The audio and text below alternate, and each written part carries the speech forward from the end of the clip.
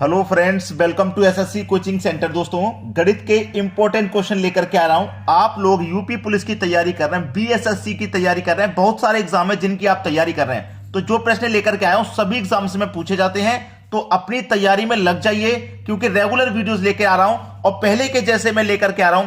सुबह के 11 बजे मैं वीडियो लेकर के आता था पहले, ठीक है। दोपहर को 3 बजे भी लेके आता था और रात को 8 बजे।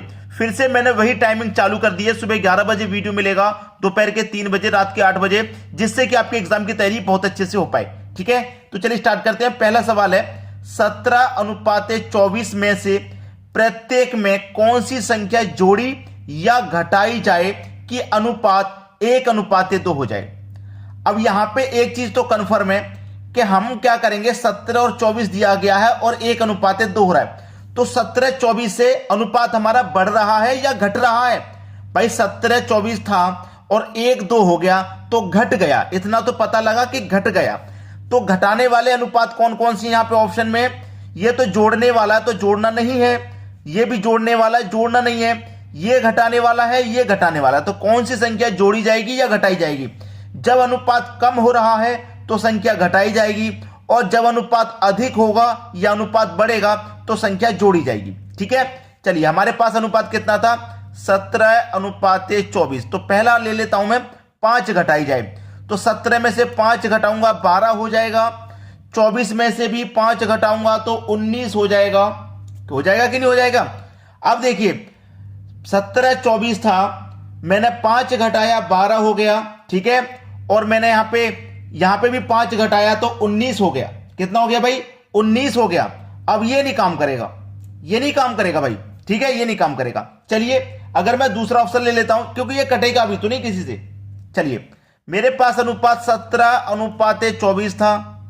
अब मैं क्या करूं, ये वाला काम नहीं किया, ये ले लेता हूं, 10 घटाई जाए, तो इसमें से अगर मैं 10 घटा दूंगा तो 7 बचेगा, इसमें से 10 घटा दूंगा, 24 में से 10 घटा दूंगा, 14 बचेगा। बचेगा कि नहीं बचेगा, 14 बचेगा भाई।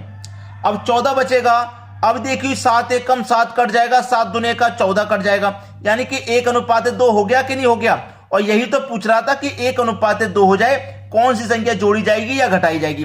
भाई 10 घटाया जाएगा, डी ऑप्शन हो जाएगा प्रश्न का सही जवाब। इस तरीके के क्वेश्चन को आप ऑप्शन से बना सकते हैं आसानी से।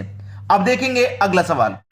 अगला सवाल है, 50% तथा 50% की दो क्रमिक छूटों के बाद निवल छूट प्रतिशत में क्या होगा।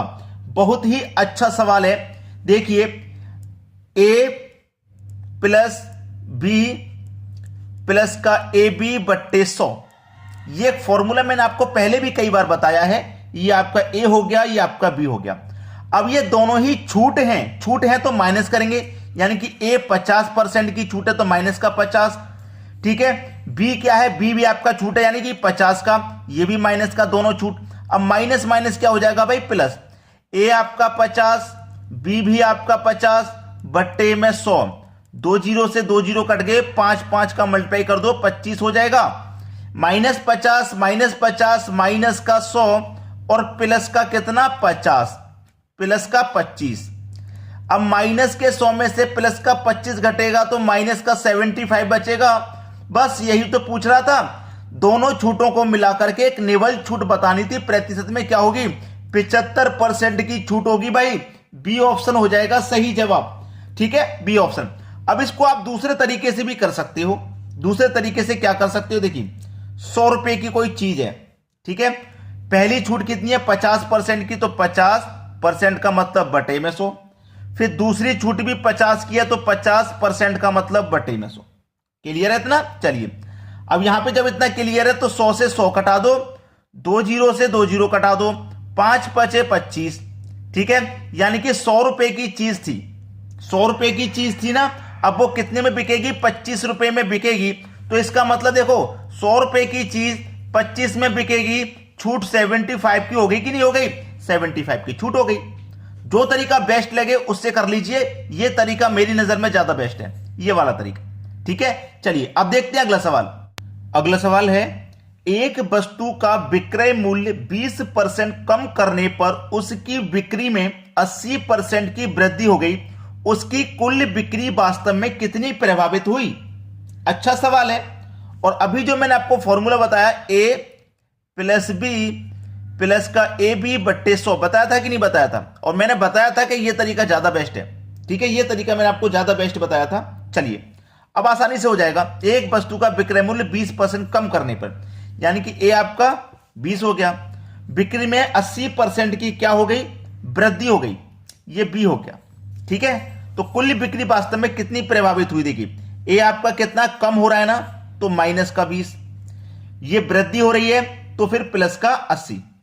ठीक है, अब माइनस प्लस क्या होता है भाई? अच्छे से देखना, माइनस प्लस माइनस होता है। ए आपका 20 है, बी आपका 80 है, बटे में 100 है, 0 से 0 कटेगा, 0 से 0 कटेगा, 2 अट्ठे 16 हो जाएगा। ये माइनस का 20 प्लस का 80, तो प्लस के 80 में से माइनस का 20 घटा दो, 60 बचेगा। अब माइनस का 16 है यहां पे, प्लस के 60 में से माइनस का 16 घटा दो भाई, कितना बचेगा? 44 बचेगा। अब ये प्लस का बच रहा है कि माइनस का? ये प्लस का बच रहा है। जब प्लस का बच रहा है तो भाई क्या होगा? वृद्धि नहीं होगी, ये आपका आंसर हो जाएगा। ठीक है, और माइनस का बचता तो आपकी कमी हो रही है, लेकिन प्लस का बच रहा है, पहला ऑप्शन आपका सही जवाब हो जाएगा। चलिए अब देखते हैं अगला सवाल। अगला सवाल है निम्नलिखित का मान क्या होगा? ये क्वेश्चन आपको दे रखा है, इसका मान क्या होगा?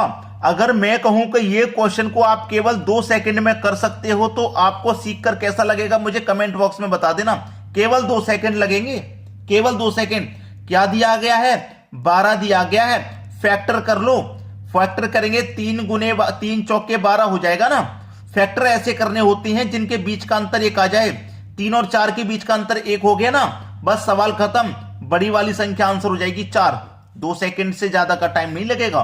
ठीक है, क्यों हो गया? अब ये हो कैसे गया? देखिए स्क्वायर रूट में 12 प्लस स्क्वायर रूट में 12 प्लस स्क्वायर रूट में 12, ये इन्फिनिटी तक ऐसे ही चलता रहेगा, अनंत तक चलता रहेगा कि नहीं? सभी जगह संख्या कॉमन है 12, तो हम 12 को ले लेते हैं, ले लिया ना। अब हम क्या करते हैं? इसके फैक्टर, ऐसे फैक्टर करना होता है जिनके बीच का अंतर 1 आ जाए। तो 3 और 4 के बीच का अंतर 1 आ गया। ये संख्या जब प्लस प्लस में चल रही है तो बड़ी वाली संख्या आंसर होती है, अगर माइनस माइनस में चलती तो छोटी वाली संख्या आंसर होती। ठीक है, क्लियर है सभी को? चलिए अब देखते हैं अगला सवाल। अगला सवाल है किसी संख्या को 36 से भाग देने पर शेषफल 19 आता है, उसी संख्या को 12 से भाग देने पर शेषफल कितना आएगा? ऐसा क्वेश्चन रहता है। 3 संख्या मिलती हैं, एक संख्या, 2 संख्या, 3 संख्या। तीनों को लाइन से लिखो। पहले 36 है, बाद में 19 है, बाद में 12 है, ऐसा ही तो है। अब आपसे कह रहा है कि 12 से भाग देने पर शेषफल क्या होगा? तो 12 से हमें भाग किस संख्या में देना है? बीच वाली संख्या में देना, 19 में। 19 में देना है 12 से भाग। कटाओ, 12 एकम 12 कट गया। अब देखो 12 एकम 12 कट गया तो शेष कितना बचेगा भाई? 12 एकम 12 कट जाएगा, 19 में से 12 कट गया तो 7 नहीं बचेगा।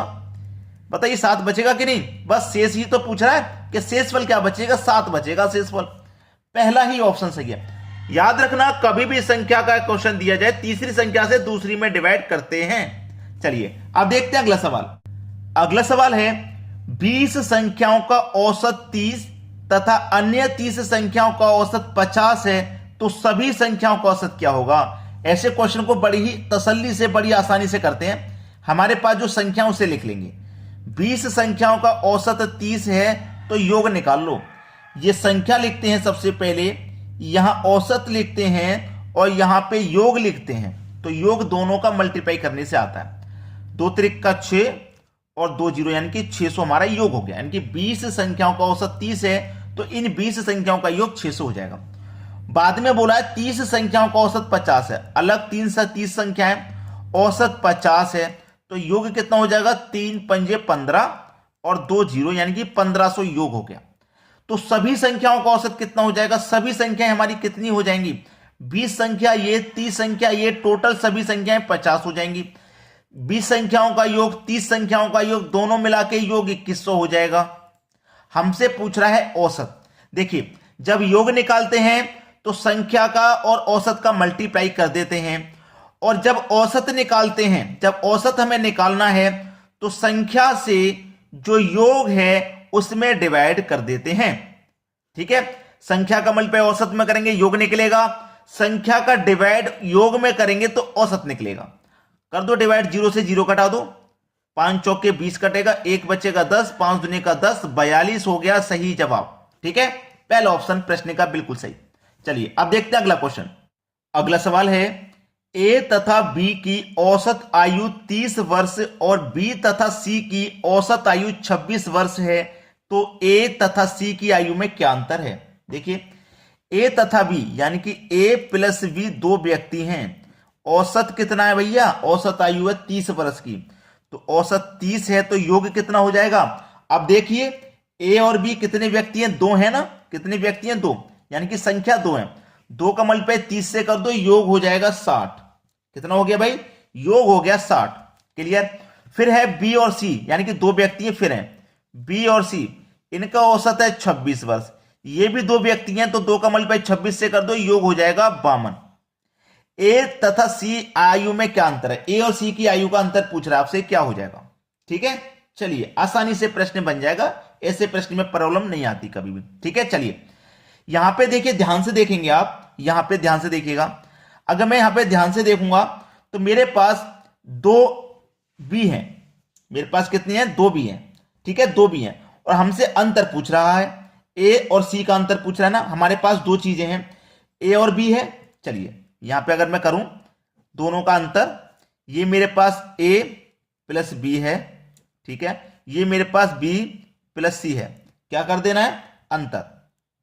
और यहां पे मैं दोनों का अंतर करूंगा, देखिए ए प्लस बी में से मैंने बी प्लस सी को घटा दिया, तो ए प्लस बी में से सी बी प्लस सी को घटा दूंगा, 60 में से 52 जाएगा, 8 बचेगा, यहां पे बच के 8। ठीक है, अब देखना ध्यान से, इसको मैं ओपन करता हूं, तो ए प्लस बी माइनस का बी और माइनस का गुना अंदर होगा, तो माइनस प्लस का गुना माइनस का सी हो जाएगा, ये हो गया। प्लस का बी माइनस का बी कटेगा, ए माइनस सी बचेगा, ए माइनस सी बचेगा, और ए माइनस सी निकल के क्या आएगा आपका, ए माइनस सी निकल के आएगा 8 वर्ष। ये आपके सवाल का सही जवाब, 8 वर्ष, डी ऑप्शन। चलिए अब देखते हैं अगला क्वेश्चन। अगला सवाल है, एक लड़के ने 1000 रुपए में 50 चॉकलेट खरीदी। देखिए याद रखना, 50 चॉकलेट, संख्या कितनी है, 50। ठीक है, 50 संख्या है और 50 संख्याओं का जो योग है ना, जो योग है, इधर लिख दूं मैं, जो योग है वो 1000 रुपया है। ठीक है, 50 संख्या का जो योग है वो 1000 रुपया है, और 30 संख्या यानी कि 30 चॉकलेट का यहां पे औसत दे रखा है। औसत कितना, 25, तो योग यहां पे औसत नहीं है, यहां सीधा योग है, और यहां पे क्या है आपके पास, यहां औसत है, तो योग कैसे निकालते हैं, संख्या का मल्टीप्लाई औसत से करके, 25 तिरिक का 75 और 1 0 750 योग हो गया, यानी कि 50 चॉकलेट का योग 1000 है, 30 चॉकलेट का योग 750 है। तो शेष चॉकलेट का औसत मूल्य क्या है, शेष चॉकलेट का औसत पूछ रहा है, औसत मूल्य, यानी कि 50 में से 30 का तो मालूम हो गया, 20 का बताना है, 50 में से 30 माइनस कर दो, 20 बचेगा, 50 के योग में से 30 का माइनस कर दो, 20 का बचेगा, 250 बचेगा। अब हमसे औसत पूछ रहा है, तो संख्या से डिवाइड योग में कर देंगे, औसत निकलेगा। 0 से 0 गया, 2 से कटाएंगे 12.5। ठीक है, बी ऑप्शन सही जवाब। अब आपके लिए एक काम है भाई, और ईमानदारी से करना है, शेयर का काम, और वीडियो को आपने अभी तक लाइक नहीं किया, लाइक का काम। ये दो काम आपको ईमानदारी से करने हैं, शेयर और लाइक। हम आपके लिए रेगुलर वीडियो लेके आएंगे, टाइमिंग भी हमने आपको बता दिया है, आप रेगुलर वीडियो वॉच कीजिए, एग्जाम की तैयारी बहुत अच्छे से होगी। ठीक है दोस्तों, धन्यवाद।